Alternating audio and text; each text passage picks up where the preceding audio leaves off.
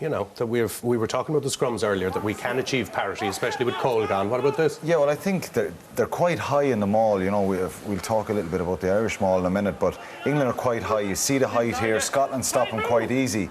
You know, it goes to Laws here again. You know, if Ford lifts Wilson there, he probably can get at that ball very, very high with Vunipola. Body position high. Yeah, and they look to try and get him off the lineout. He's their real go-to man.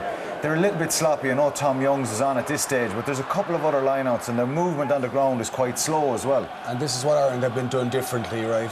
Watch Heaslip here. He steps out of the way. Toner takes the ball. They've been changing the point of attack. Watch Ross here and Toner, OK?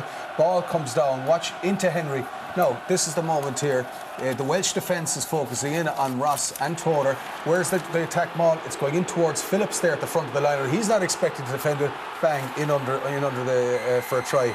Great credit to Plumtree and also Paul O'Connell and the likes of Peter O'Mahony. Here's another one over, Dan Toohey. And if you look at Mike Ross and Peter O'Mahony, the way he locks on, Heaslip is already there for the transfer the ball, and England will try and pull Ireland down early there. Toohey's already gone, but Ireland have moved the attack, as Frankie said. Heaslip is in control. The body positions are really, really low, and it's a great drive. It's very hard to stop it. So what, they've sacked a man without a ball? So yeah, they've sacked Toohey at the front, you know, and the lifters have been so strong. Ross plays a really important role there, and Toner lifting.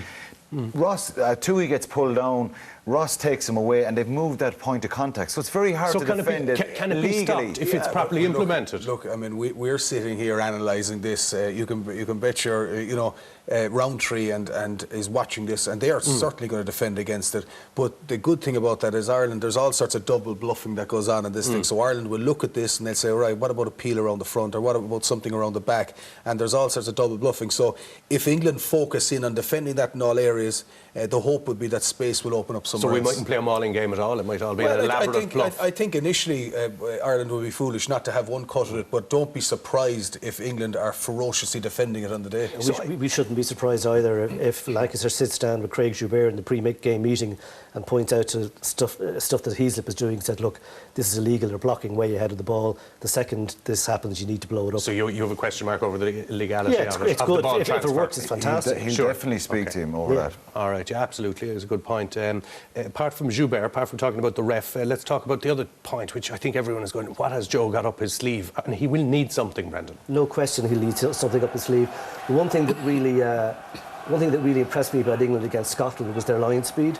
Frequently they would have 11 or 12, 13, maybe 14 men on their feet. And if you look at this here, what Brendan's trying to say is get some variety, move England around. We saw this against New Zealand. You know, it's a great little pop pass. We hit it up the middle, New Zealand forward, but Ireland come back the blind side. We see here in Twickenham a couple of years ago.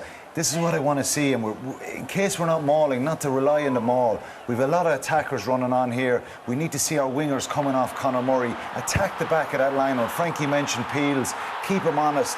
That's where we're going to get variety.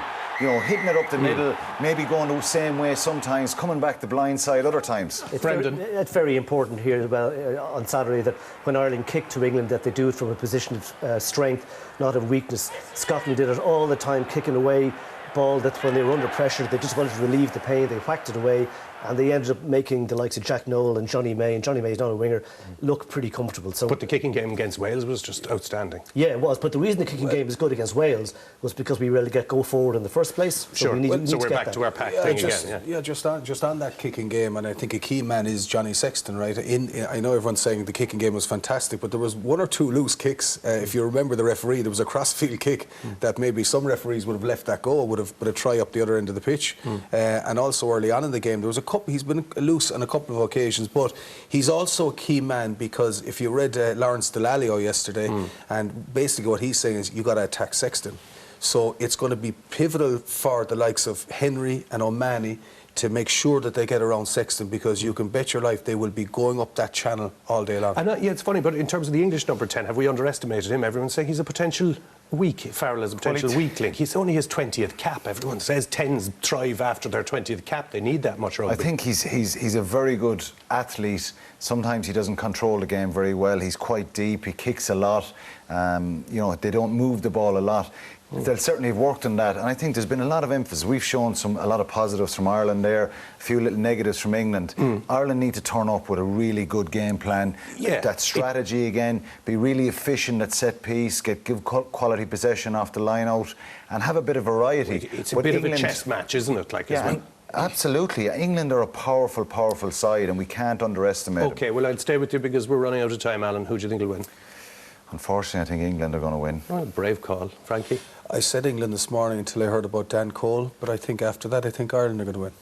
Yeah, I'd be the same boat as Frankie there. I thought England were going to win by 2 or 3, but Cole's omission, or not omission, but his injury I think it's a big blow for them.